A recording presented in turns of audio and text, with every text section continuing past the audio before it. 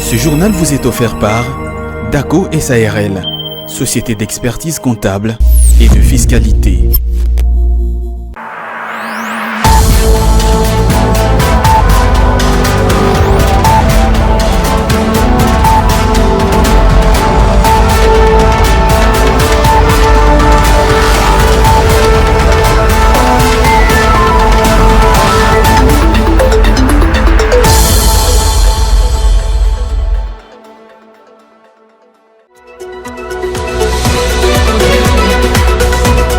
Le 7 km de la route Nzola-Navant est livré le 15 novembre prochain. C'est le message délivré par le directeur général de l'Agence congolaise des grands travaux à l'issue de la visite qu'il a effectuée ce vendredi 3 novembre 2023. Lors de la conférence de presse tenue dans la soirée du 2 novembre, le ministre de la Santé Roger Kamba a fait savoir que le budget affecté pour la santé est moins élevé face aux défis que le pays doit faire face. Le détail dans ce journal.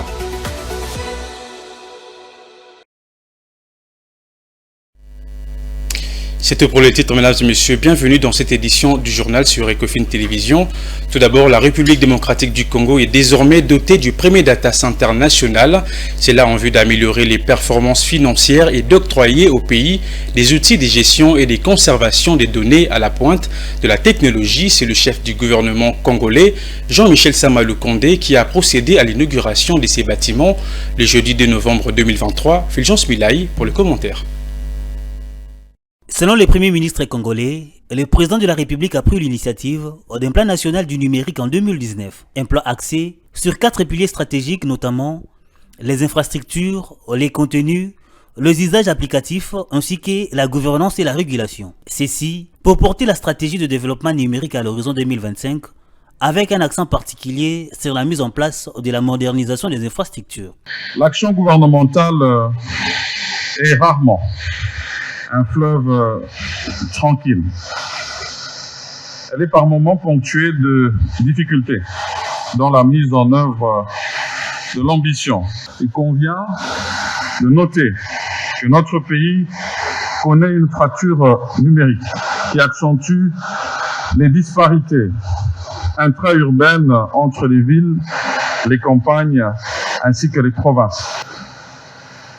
Sur le plan régional et international, la République démocratique du Congo doit encore suffisamment continuer à répondre directement aux défis de croissance de télédensité et de son taux de pénétration des technologies de l'information et de la communication. Et de plus, il a appelé les utilisateurs de ces centres à en faire bon usage. Je voudrais également vous inviter à utiliser cet outil en toute responsabilité et en collaboration avec le ministère des Pétentiers et du numérique, avec professionnalisme, afin de continuer à œuvrer à l'amélioration de la qualité de la performance globale dans la mobilisation des recettes publiques et la sécurisation des données. Le lancement de ces premiers data centers marque une étape cruciale de la construction et de la modernisation du secteur des finances de la RDC. Cette infrastructure, avec des capacités intégrées, peut répondre à plusieurs besoins qu'exige le numérique.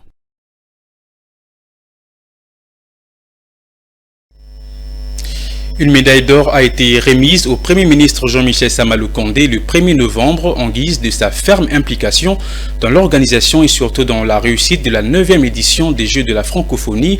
Cette récompense lui a été décernée de main de la directrice du comité international de ces Jeux, Zéina Mina, et du directeur du comité national, Isidore Kwanja. Suivez. Après une réussite incontestable dans l'organisation de la 9e édition des Jeux de la francophonie, les deux responsables de ce jeu à l'échelle respectivement internationale et nationale, Zéina Mina et Isidore Kwanja, ont voulu témoigner leur reconnaissance au Premier ministre Jean-Michel Sama Lukonde et le remercier pour son implication dans les succès de cette grand-messe réunissant des pays francophones. Cette surprise est survenue au cours de l'audience que le Premier ministre Sama Lukonde a accordée à la délégation de l'Organisation internationale de la francophonie en mission d'audit auprès du Comité national de ces Jeux sur les budgets opérationnels alloués pour son organisation. La délégation a exprimé sa satisfaction sur la manière dont les opérations ont été conduites. Cette mission conduite par la directrice du CIJF comprend aussi en son sein un expert du ministère français des Finances. Nous sommes venus voir le Premier ministre qui est le superviseur de 9e Jeu de la francophonie. J'étais accompagné de la directrice du comité international que vous connaissez, avec M. Galaré qui est l'expert du CIGF qui est venu pour auditer les budgets opérationnels. Et ils ont fini leur travail, donc on venait pour remercier le Premier ministre pour avoir organisé les Jeux de la francophonie. Et j'avais une médaille en or à lui remettre parce que ces Jeux étaient un succès et donc c'est ça que nous avons fait. Pour rappel, la République démocratique du Congo a organisé avec succès du 28 juillet au 6 août 2023 le 9e Jeu de la francophonie à Kinshasa. Plusieurs pays de l'espace francophone ont participé à cette compétition. Le ministre de la Communication et Médias et celui de la Santé publique ont co-animé le jeudi 2 novembre 2023 une conférence de presse autour des réformes engagées dans les secteurs de la santé en République démocratique du Congo. Ce dernier a peint un tableau clair, décrivant en outre les moyens énormes mis à la disposition de ces secteurs. Claude Congo et Joe Manana. Pas d'hôpitaux publics construits depuis l'époque coloniale, la santé publique dans un état de délaissement total. Si en somme, ce qui ressort de la description du secteur sanitaire du pays avant la gouvernance Tshisekedi, faite par le ministre de la Santé Roger Kamba lors de cette conférence de presse, co-animée avec son collègue des communications et médias Patrick Mouyaya.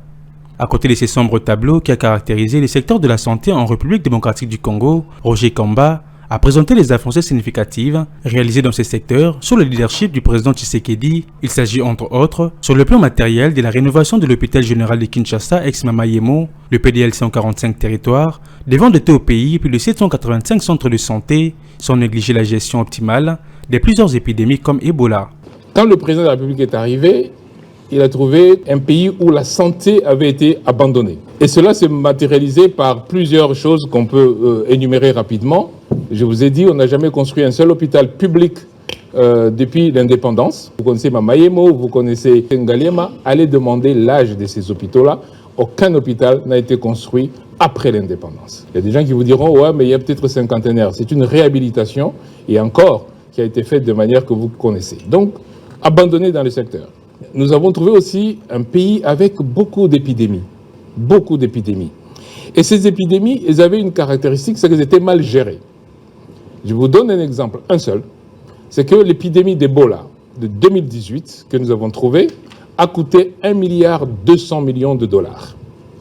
Et si vous allez à Goma aujourd'hui, où cette épidémie était gérée, vous n'allez pas trouver même une pancarte qui dit « Ici, il y avait Ebola ». Dans les perspectives à venir, Roger Kamba a noté la volonté du chef de l'État à faire gagner aux Congolais 20 ans de plus de l'expérience de vie dans les 10 prochaines années. C'est ce qui sous-entend la nécessité d'améliorer le secteur de la santé du pays. Toujours au cours de cette conférence de presse, le ministre Roger Kamba a fait savoir que le budget affecté pour la santé est moins élevé face aux défis que le pays doit faire face, une des situations qui ne permettent pas à ce que le ministère de la Santé soit véritablement à la hauteur des attentes de la population congolaise. On l'écoute. Le budget de la santé dans ce pays, à un moment, était inférieur au budget de la présidence de la République. Deuxième chose qu'il faut comprendre, c'est que notre système de santé est jusqu'à présent financé essentiellement par les familles. Par les familles. 42% du financement de notre système de santé, ce sont les familles. Troisième chose, c'est que l'autre moitié du financement, c'est par les partenaires. À partir de ce moment-là, la marge de manœuvre du gouvernement pour la gestion de ces hôpitaux était mauvaise. Mais maintenant, avant de parler du budget de financement des hôpitaux, je reviens à la gestion des hôpitaux. La gestion des hôpitaux, depuis des années, nous avons laissé ça dans des mains des gens qui ne savent pas gérer. Parce que c'est pas parce que je suis médecin que je sais gérer. Et qu'est-ce qui s'est passé? C'est que, entre le fait que la gestion est mauvaise, le fait qu'il n'y a pas de traçabilité parce qu'il n'y a pas de digitalisation, le fait qu'il n'y a pas d'investissement en santé, le fait que tout est délité, eh bien malheureusement, les hôpitaux reçoivent une subside. Mais un hôpital ne peut pas fonctionner avec une subside, avec des subsides. L'hôpital doit fonctionner avec un budget. Ce budget émane de deux sources. La première source, la gestion de l'hôpital. Parce qu'on paye, l'hôpital n'est pas gratuit, on paye. Donc la gestion de l'hôpital. La deuxième source, c'est bien sûr le budget de l'État. Le président de la République est en train d'augmenter le budget de l'État. C'est la première fois que nous arrivons à un budget de l'État qui dépasse 10% en santé. Dans le reste de l'actualité, le ministre de Finances Nicolas Kazadi a présidé le mercredi dernier la cérémonie d'inauguration du laboratoire Bioconnex Analytique, Inspection et Analyse SARL à Lubumbashi dans la province du Haut-Katanga dans le but de permettre aux régies financières de rendre fiable le contrôle des produits et sous-produits miniers. Suivez. Dans le but de permettre aux régies financières de rendre fiables les contrôles des produits et sous-produits miniers, le ministre des Finances Nicolas Kazadi a procédé à l'inauguration de ces laboratoires qui met à disposition 3 éléments essentiels opposables lors des contrôles fiscaux. Il s'agit entre autres de la quantité des minéraux, du taux d'humidité et des autres dérivés du cuivre et cobalt à valoriser obligatoirement, notamment le zinc, les manganèses et le chrome. L'implantation de ces laboratoires qui fonctionnent selon les normes ISO est d'une importance capitale car il s'agit d'un outil essentiel devant combattre la fraude fiscale et par conséquent accroître les recettes issues du secteur minier. Le laboratoire Bioconnex Analytique est une entreprise qui offre des services d'inspection et de contrôle indépendants, des prélèvements d'échantillons et d'analyse des laboratoires. À travers ses actions et interventions, ces laboratoires vérifient de façon indépendante et impartiale la quantité et la qualité des produits commercialisés en vue de sécuriser les transactions commerciales au bénéfice des clients. Je l'annonçais au sommaire de ces journaux, le 7 km de la route Nzolana vont être livrés le 15 novembre prochain. C'est le message délivré par le directeur général de l'Agence congolaise de grands travaux, ACGT en sigle, à l'issue de la visite qu'il a effectuée ce vendredi 3 novembre en compagnie de l'entreprise et du ministère des Infrastructures et Travaux publics. 15 novembre 2023, voilà la date à laquelle l'Agence congolaise de grands travaux va livrer la route Nzolana entièrement revêtue. Le message vient de son directeur général, l'ingénieur Nico Nzaou. Je suis content de vous dire que au 15 novembre, nous allons terminer les travaux de l'avenue Nzolana. Accompagné de son adjoint Jean-Claude Midobouété, de l'entreprise Cisc SA et du représentant du ministère des Infrastructures et Travaux publics, il a parcouru tout le 7 km de cette nouvelle route sous les explications du chef des missions. La traversée de Nzamba et Andangui a particulièrement été bétonnée sur 1 km pour plus de solidité vu le relief. Les 6 autres kilomètres du projet sont en couche bituminée. Cette route permettra, n'est-ce pas, de pouvoir fluidifier encore le trafic. Il y a un gros problème ici à Kinshasa, c'est le problème des embouteillages. Donc voilà, tant soit peu, cette route qui va pouvoir apporter, n'est-ce pas, une solution par rapport aux embouteillages. Donc, les gens qui viendront de l'UPN passeront par l'avenue Nzolana pour aller vers la ville. Et ceux qui viennent de la ville ne seront plus obligés d'emprunter l'avenue Ngouma. Ils pourront prendre, n'est-ce pas, à l'avenue Nzolana. Commencé le 20 octobre 2022, la deuxième phase de ces travaux permet désormais de déconnecter les quartiers Kintsuka au quartier UPN en passant par le quartier Sangamamba et Malueka. Ici, c'est pour la toute première fois que la route est asphaltée. Adieu la boue, adieu la poussière, scandait le riverain au passage du cortège de visiteurs. Autre chose à signaler dans ces journaux, le ministre des Droits humains Albert Fabrice Pouila s'est rendu ce vendredi 3 novembre à la résidence du défunt Némonan Ntemi, ex-député national et chef spirituel de la communauté Bundu Diamayala. C'est pour apporter les réconforts matériels du gouvernement et s'enquérir de l'évolution de questions liées à son inhumation 2 semaines après son décès. Le détail de Tony Antoine Dibendila rendu par Juliette Mbelou. Le ministre des Droits humains a tenu ce jour à offrir du réconfort et avoir un temps d'échange fraternel en tête-à-tête avec la veuve de Némonan Ntemi, ses enfants, les autres membres de la famille biologique et politique, mais aussi ses adeptes. En signe de soutien et des gestes de cœur dignes d'un Bantou, le ministre a remis des vivres et une enveloppe en termes de contribution en cette période de recueillement. Dans le fond des échanges, Maître Pouela a apporté ses conseils de père aimant sur les questions liées au lieu et aux conditions d'animation prochaine du chef spirituel et homme politique Némoine Ntsemi, prodiguant des sages orientations qu'il a laissées à l'appréciation de la famille de l'illustre disparu, promettant de peser de son poids pour accorder à ce grand esprit né Congo une sépulture de son rang. Je savais que c'était le désir profond, c'était parmi les soucis des Kaka de voir nos frères, nos compatriotes adeptes arrêtés, condamnés même à mort en son temps. Son souci c'était de le voir libérés. En retour, les proches et collaborateurs du défunt ont en premier lieu fait montre de gratitude à l'égard du ministre Pouela pour la chaleureuse visite. Et ils ont transmis par son biais leur profond remerciement au chef de l'État Félix Tshisekedi pour la suspension des peines de leurs membres incarcérés. On doit vous remercier d'abord pour les gestes de compassion, de condoléances que vous êtes venus présenter à la famille biologique, à la famille religieuse des Kaka, notre défunt grand maître. Ensuite, merci aussi pour toute la démarche, votre implication dans la libération de Makessa qui était encore détenu. C'est dans la convivialité que s'est clôturée cette rencontre qui s'est voulue un moment d'hommage à Mwanda Ntsemi, décédé depuis le 18 octobre dernier. Et pour terminer, 4 pays africains seront dès le mois de janvier prochain exclus du programme commercial des l'AGOA, un programme qui vise à soutenir l'économie de pays africains en leur facilitant l'accès au marché américain. Ces pays parmi lesquels figurent le Gabon ou encore l'Ouganda sont entre autres reprochés de graves violations des droits de l'homme. La République démocratique du Congo, membre de ces programmes, est quant à elle maintenue. Le détail dans ses commentaires.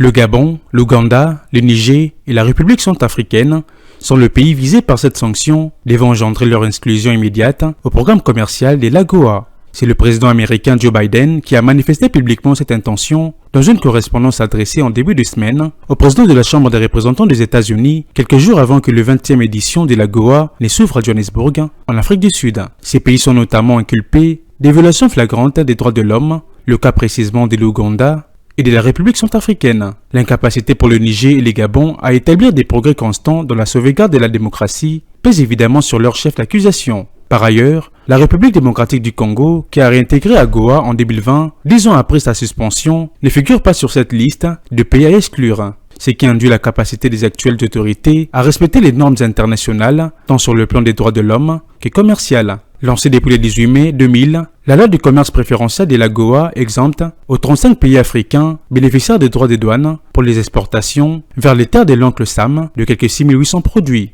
Il faut noter qu'à la fin août 2023, les exportations globales vers les États-Unis par ces 35 pays représentaient 19,76 milliards de dollars américains. Place à présent à la revue de presse, lui est sélectionné par Juvette Mbelou.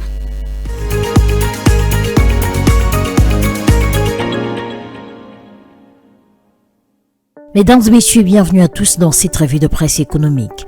Débutons cette revue de presse avec Forum des As qui titre « Sama Lukonde inaugure les nouveaux bâtiments du premier d'État Seigneur National ». Le journal indique que, situé sur l'avenue Colonel Mompia, au quartier Macampagne, dans la commune d'Ngalima à Kinshasa, l'ouvrage inauguré est un bâtiment sécurisé abritant différents équipements électroniques, dont des ordinateurs, des systèmes de stockage, des serveurs et des équipements de télécommunications, des équipements destinés à exécuter des applications qui traitent des données essentielles au fonctionnement d'une société, a fait savoir le journal.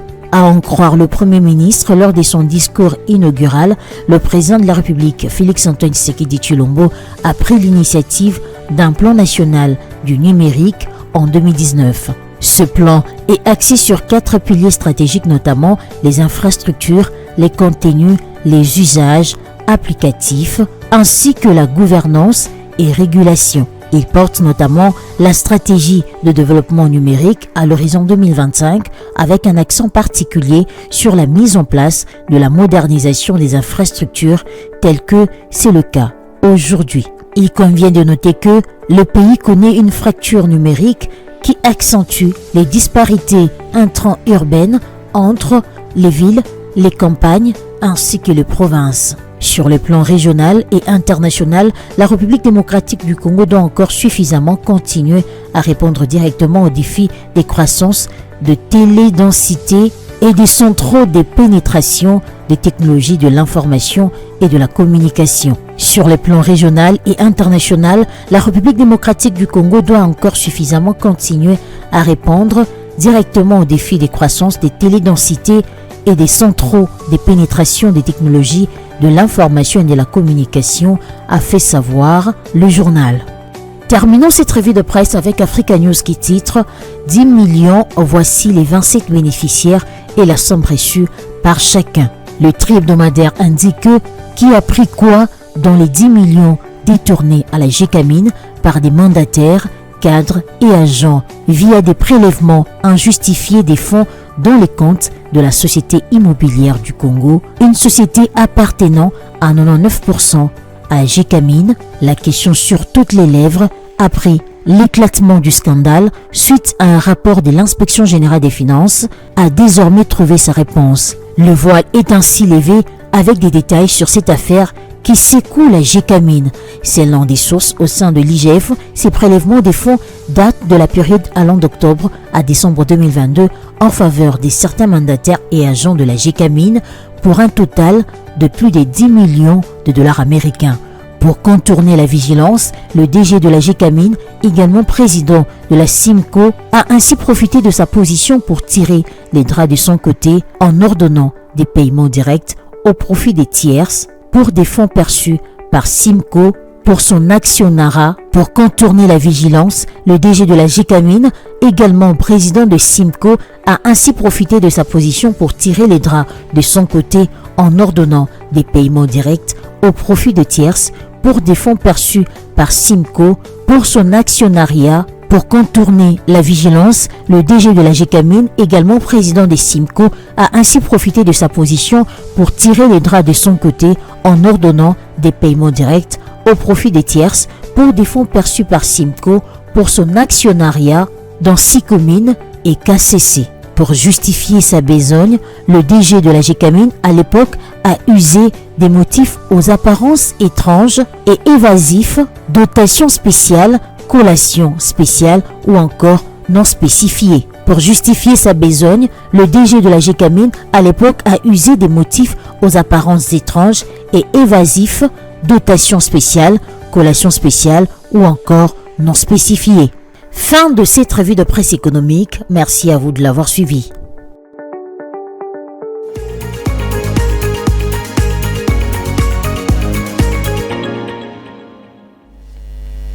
C'est la fin de ces journaux, mesdames et messieurs. Merci de l'avoir suivi. Mais avant de nous quitter, le rappel de titre. Le 7 km de la route Nzolana vont être livrés le 15 novembre prochain. C'est le message délivré par le directeur général de l'Agence congolaise de grands travaux à l'issue de la visite qu'il a effectuée ce vendredi 3 novembre 2023. Et puis vous avez suivi dans ces journaux lors de la conférence de presse tenue dans la soirée du 2 novembre, le ministre de la Santé Roger Kamba a fait savoir que le budget affecté pour la santé est moins élevé face aux défis que le pays doit faire face. C'est ce rappel les titres qui bouclent complètement cette édition du journal. Mesdames et messieurs, merci de l'avoir suivi et bonne suite des programmes sur nos antennes. Au revoir.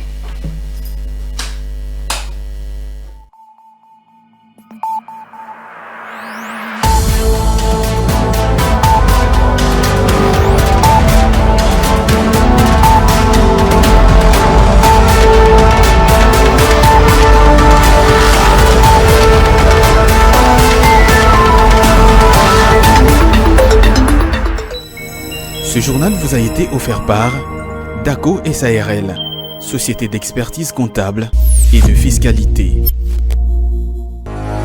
Dans une sphère médiatique, essentiellement tournée vers des contenus généralistes, où l'originalité n'a plus sa place au chapitre, où le secteur de l'économie et finance, pourtant poumon d'un État, sombre dans les oubliettes, voici enfin Ecofin Télévision. Économie et finance télévision, votre chaîne thématique essentiellement économique, vous offre un contenu original. Nous traitons des questions monétaires, commerciales, énergétiques, minières, pétrolières et environnementales. Notre créneau, vous proposer des informations, des analyses, des perspectives et prévisions économiques. Ecofin Télévision vous permet également de comprendre la coopération entre les États et les institutions, sans oublier l'épineuse question de la dette. Ecofin Télévision, tout savoir sur les investissements, les échanges commerciaux, la balance commerciale et la balance des paiements, le taux d'échange, l'état des lieux de la lutte contre les détournements des finances publiques, la coopération bilatérale ou multilatérale. Ecofin Télévision vous explique comment l'économie nationale est directement liée à l'économie mondiale. Notre particularité fait notre originalité. C'est pourquoi nous disons Ecofin Télévision, mieux que savoir sur l'économie et finances, comprendre.